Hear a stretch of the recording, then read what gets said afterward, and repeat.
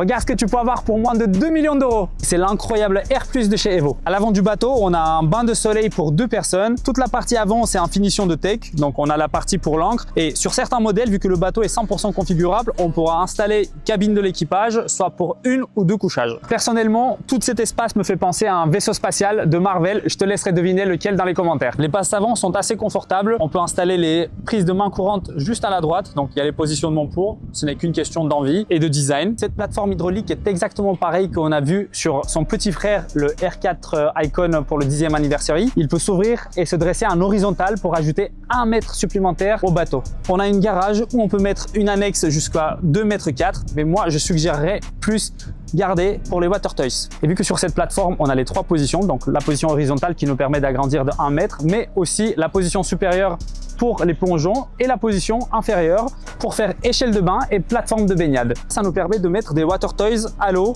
sans aucun effort. Evo reste fidèle à sa propre signature, donc tous ces bateaux sont modulables, y compris ici, comme sur son petit frère. On a les côtés qui ouvrent et qui ajoutent 1 mètre de chaque côté.